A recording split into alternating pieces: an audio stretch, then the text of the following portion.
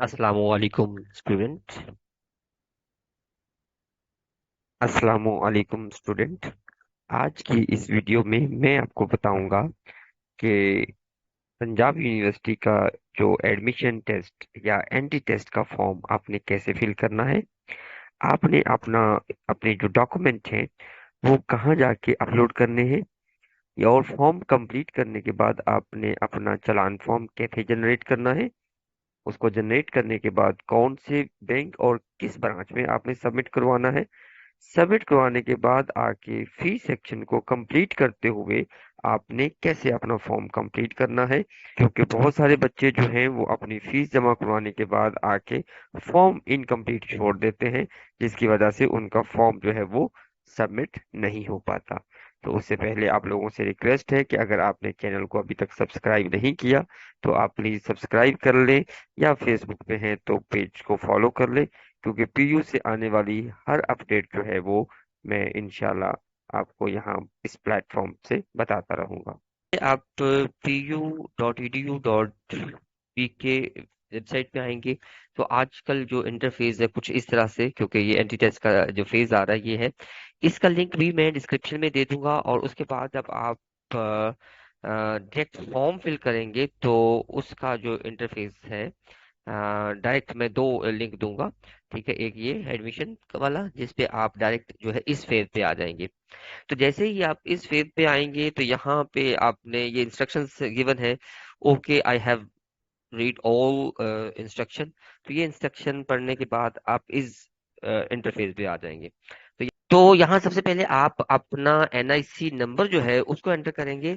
अब कुछ बच्चों का अगर एनआईसी नहीं बना तो उनका बे फॉर्म जरूर बना होगा। ठीक है, तो आप बे फॉर्म का जो नंबर है वो यहाँ पे एंटर कर देंगे। सबसे पहले जो है वो आप एनआईसी नंबर ऐड करेंगे।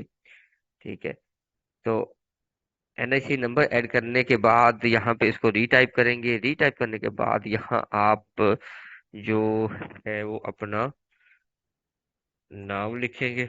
नाम लिखने के बाद नेक्स्ट स्टेप है जो आपसे कहेंगे अपनी तस्वीर जो है वो उसको अपलोड करें। तस्वीर का जो साइज है वो 200 KB से कम होना चाहिए। ठीक है, अगर उस वो ज्यादा है तो उसको आप सिंपल तरीका है, तस्वीर को डिफरेंट ऐप के जरिए मतलब भी उसके साइज कम कर सकते हैं, या इसको आप जो है पेंट में खोलें और वहाँ रीसाइज लिखा होता है, उसको साइज थोड़ा कम करेंगे तो इसका साइज ऑटोमेटिकली कम हो जाएगा। उसके बाद है जी फादर नेम। ठीक है, फादर नेम के बाद फादर एनआईसी। तो अगर तो आपके फादर हयात हैं तो आप उनका एनआईसी लिख दें। अगर वो हयात नहीं है तो यहाँ आप एनआईसी की फॉर्मेट में आप 000 उसको ऐड कर देंगे। अगर आप इसको ब्लैंक छोड़ेंगे तो वो आगे फॉर्म जो है वो आपका लेके नहीं चलेंगे। अच्छा, फिर अगर आपके फादर जो है वो उनका ऑक्यूपेशन क्या है। अगर वो हयात है तो ऑक्यूपेशन लिख देंगे उनका जो भी उनका प्रोफेशन है, या फिर यहाँ पे लेट लिख देंगे। मंथली इनकम जो भी आप उसमें लिखना चाहें जो है वो भी लिख सकते हैं। अच्छा, फिर उसके बाद जेंडर जो है इसमें मेल फीमेल पूरा नहीं लिखा जाएगा। M for male, F for female, और क्रॉस जेंडर के लिए सी भी है। तो एम। डेट ऑफ बर्थ यहाँ मैं अपनी ही ऐड कर देता हूँ, 10 नवंबर 1990। उसके बाद रिलीजन इस्लाम। उसके बाद अगर आप हाफिज कुरान है तो यस, अगर नहीं है तो नो टिक कर देंगे। ब्लड ग्रुप जो है वो आप अपना यहाँ पे करेंगे, मेरा ए बी पॉजिटिव है। फिर उसके बाद आपका स्टेटस क्या है, सिंगल है, मैरिड है, जो भी आप हैं आप यहाँ पे लिखेंगे। उसके बाद यहाँ आप अपना मोबाइल नंबर देंगे। ठीक है, तो ये मैं अपना मोबाइल नंबर यहाँ पे ऐड कर देता हूँ, और उसके बाद आपने गार्डियन का मोबाइल नंबर भी देना है। अगर आप इसको ब्लैंक छोड़ेंगे तो वो अगेन आपको सबमिशन के टाइम पे आपको रोकेगा। अच्छा, उसके बाद ईमेल एड्रेस। ईमेल एड्रेस जरूरी है, उसको आप ऐड करेंगे। नेशनैलिटी पाकिस्तानी ऑब्वियसली, लेकिन ठीक है, अगर आप ठीक है, अच्छा अगर आप जो है पाकिस्तानी नहीं है, फॉरेनर्स हैं, क्योंकि फॉरेनर भी पंजाबी यूनिवर्सिटी में अप्लाई करते हैं, तो आप अपनी नेशनलिटी लिखेंगे। उसके बाद आप अपना प्रोविंस, सपोज पंजाब है, केपी है, जो भी आपका प्रोविंस है उसको यहाँ पे आप सिलेक्ट करेंगे। उसके बाद आप डिस्ट्रिक्ट ऑफ डोमिसाइल में आ जाएंगे, और उसके बाद यहाँ पे आप अपना एड्रेस मेंशन कर देंगे। अच्छा, कुछ लोगों का होता है परमानेंट एड्रेस और होता है, लेकिन उस एड्रेस पे कॉरस्पेंडेंस की या लेटर्स वगैरह उनको प्रॉपर नहीं मिलते, तो आप यहाँ पे पोस्टल एड्रेस डिफरेंट लिख सकते हैं। अगर दोनों सेम है तो यहाँ पे आप उसको कॉपी एज अ परमानेंट, तो वो सेम आ जाएगा। अच्छा, उसके बाद ये कुछ चेकलिस्ट है। इनमें ज्यादा तो नहीं, लेकिन कुछ एक जो होंगी वो आपके जरूरत की होंगी। सपोज अगर आप लाहौर से बाहर के हैं और आप हॉस्टल चाहते हैं, और याद रखें जो लाहौर वाले, अगर आप हॉस्टल के लिए अप्लाई करेंगे या यूनिवर्सिटी जहाँ पे आपका कैंपस है, मतलब पंजाब यूनिवर्सिटी के जहाँ पे सब कैंपस है, जैसे जेएलएम है, गुजरावाला है, तो वहाँ अगर आप अप्लाई करेंगे तो इन सिटी आपको हॉस्टल नहीं दिया जाएगा। तो सपोज अगर आप आउट ऑफ स्टेशन से हैं और आप हॉस्टल फैसिलिटी अवेल करना चाहते हैं, तो यहाँ पे टिक कर देंगे और यस ऑटोमेटिकली। अगर नहीं है तो इसको अनचेक्ड छोड़ देंगे। उसके बाद अगला है जी, आपने एनसीसी की ट्रेनिंग की हुई है तो टिक कर दे। आजकल तो ये हो नहीं रही। फिर उसके बाद है कि अगर आप ऑलरेडी पीयू में रजिस्टर्ड हैं तो इसको टिक करके रजिस्ट्रेशन नंबर लिखेंगे, नहीं है तो इसको भी अनचेक। कि अगर आप स्पेशल पर्सन है, मसलन अल्लाह ना करे आप के अंदर कोई डिसेबिलिटी है, क्योंकि स्पेशल पर्सन का स्पेशल कोटा होता है, तो यहाँ से टिक करके आप उसकी इन्फॉर्मेशन दे देंगे। जिस बॉक्स को टिक करेंगे जिस बॉक्स को टिक करेंगे उसी की इन्फॉर्मेशन नीचे हाईलाइट होती चली जाएगी। ठीक है। अच्छा, इन केस अगर आप मैंने जैसे ऊपर कहा था कि अगर आपके फादर नहीं है, तो ऑब्वियसली फिर आपको गार्डियन की जो इन्फॉर्मेशन है यहाँ पे वो जरूर देनी होगी। गार्डियन नेम है, उसका आपसे क्या रिलेशन है, वो आपके बड़े भाई हो सकते हैं, अंकल हो सकते हैं, ठीक है, या आंटी भी हो सकती हैं। फिर उनका आप यहाँ पे एड्रेस मेंशन करेंगे। फिर उसके बाद अगर आपकी कोई रिसर्च प्रपोजल, रिसर्च स्केच है, तो वो उसको यहाँ पे आप लिखेंगे। या इसके अलावा फिर अगर आप कोई स्पेशल नीड्स है, ठीक है, सपोज स्पेशली वो लोग जो स्पोर्ट्स बेस अप्लाई करते हैं, या वो लोग जो है जो अपना फैकल्टी के लिए अप्लाई करते हैं, मतलब जो फैकल्टी जिनके पेरेंट्स जो है पंजाब यूनिवर्सिटी में है, वो फैकल्टी बेस रिजर्व सीट पे अप्लाई करते हैं। अच्छा, फिर उसके बाद अगर अल्लाह ना करे कभी आपको कोई सजा हुई है, कोई आप कन्विक्टेड है, तो इसको आप टिक कर देंगे, ब्लैंक नहीं तो ब्लैंक चलते जाएंगे। फिर उसके लास्ट में है कि क्या आपने कभी पंजाब यूनिवर्सिटी में कहीं कोई एडमिशन लिया या आप वहीं से ड्रॉप आउट हुए, ठीक है, तो इसको करने के बाद आप सेव एंड आगे प्रोसीड करेंगे। अच्छा जी। उसके बाद ये आपको ले आएगा आपकी एजुकेशनल डिग्रीज पे। अब यहाँ पे एजुकेशन डिग्री आपने स्टार्ट मैट्रिक या ओ लेवल से करना है। तो सबसे पहले सपोज जी मैट्रिक या ओ लेवल्स है, तो यहाँ पे मैं अपनी इंफॉर्मेशन दे देता हूँ। वो आपसे आपका बोर्ड पूछेगा, तो आप अपने बोर्ड को यहाँ पे टिक करेंगे। बोर्ड टिक करने के बाद जो है फिर आप यहाँ पे डिग्री। अच्छा, यहाँ पे अगर आपकी मैट्रिक है तो आप SSC सेकेंडरी स्कूल सर्टिफिकेट लिख देंगे। एग्जाम टाइप जो था एनुअल था या सप्ली थी। सेमेस्टर सिस्टम जो होता है वो ओपन यूनिवर्सिटी का है मैट्रिक में, ठीक है। अच्छा, उसके बाद पासिंग ईयर ऑफ पासिंग जी 2006 मैं अपना लिख रहा हूँ, आप अपना अपना जाहिर लिखेंगे। इसके बाद आप जो है उसको रॉ नंबर लिख देंगे। रॉ नंबर लिखने के बाद जो है वो आप ये मैं रॉ नंबर फर्जी लिख रहा हूँ, रजिस्ट्रेशन लिखेंगे जो भी आपका रजिस्ट्रेशन नंबर है। उसके बाद आप ग्रेडिंग सिस्टम लिखेंगे। ऑब्वियसली मार्क्स चलते हैं ज्यादा, सीजीपी हमारे मैट्रिक लेवल पे कम ही होता है, तो कितने मार्क्स से मैं अपने मार्क्स एंटर कर रहा हूँ। फिर टोटल कितने थे जी 1050, और डिवीजन क्या थी, ऑब्वियसली फर्स्ट डिवीजन। अगर आपको ये नहीं समझ आ रही कि फर्स्ट डिवीजन कितने पे है, तो याद रखें फर्स्ट डिवीजन 60 मार्क्स पे होती है।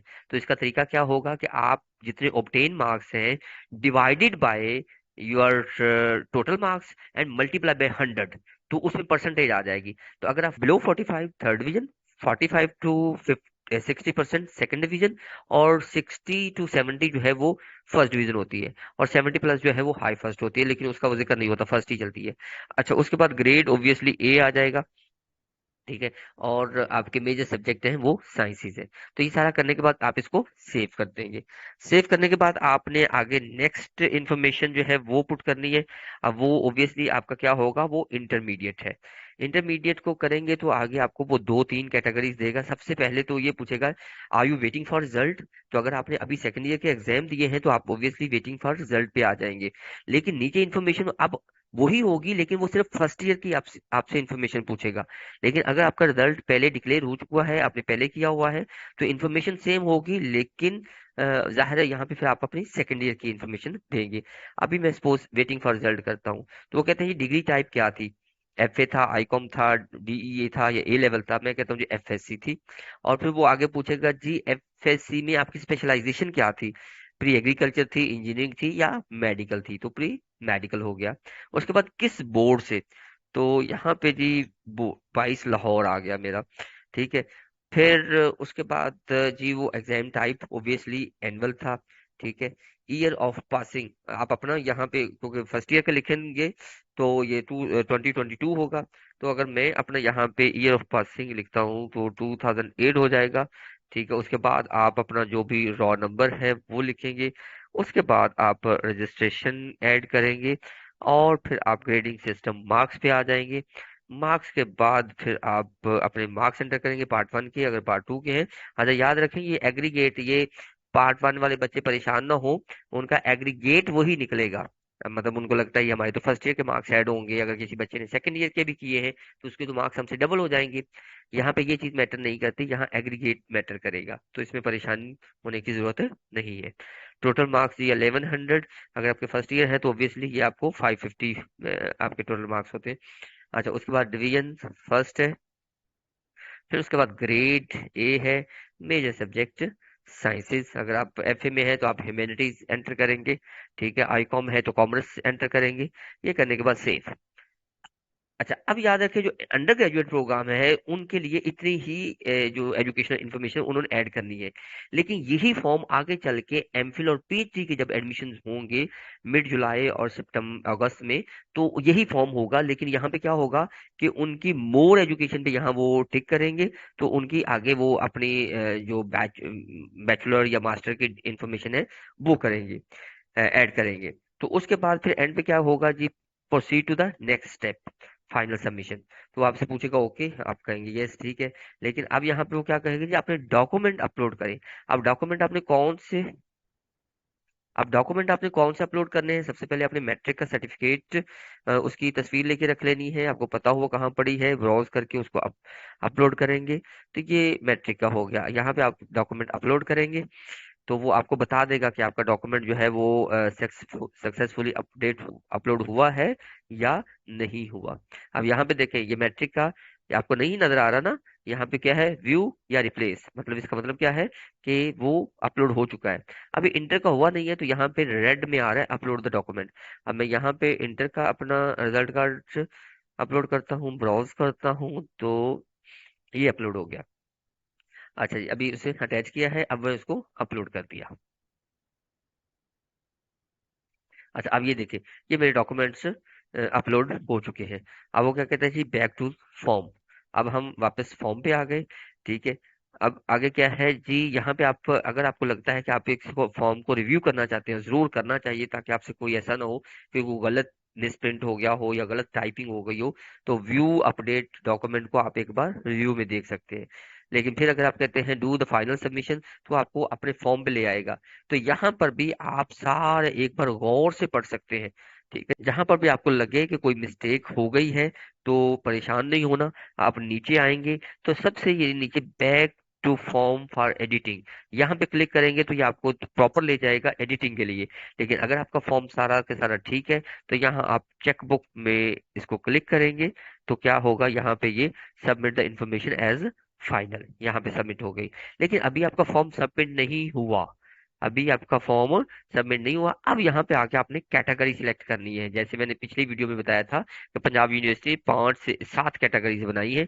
आप किस कैटेगरी के लिए या किस फैकल्टी में अप्लाई करना चाहते हैं, सपोज आप प्री मेडिकल में करना चाहते हैं, ठीक है, तो या फिजिक्स में जो भी आपकी कैटेगरी है, जैसे ही टिक करेंगे तो आपको बता देगा आपके टेस्ट के हवाले से कि ये आपके ये मेजर सब्जेक्ट है। अभी अभी देखिए मैंने प्री मेडिकल किया है तो उसने फिजिक्स केमिस्ट्री बायो के मेजर सब्जेक्ट को उसे हाईलाइट कर दिया है।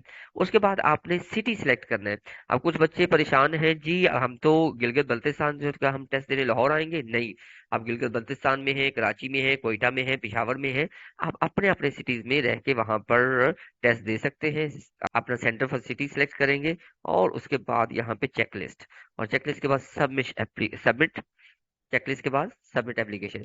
अभी भी आपकी एप्लीकेशन सबमिट नहीं हुई, अभी एक प्रोसेस बाकी है, और वो क्या है कि आपने फीस सबमिट करवानी है। तो यहाँ सबसे पहले आपने प्रिंट चालान करना है। ये आपके पास चालान खुल जाएगा, इसका आप प्रिंट लेंगे।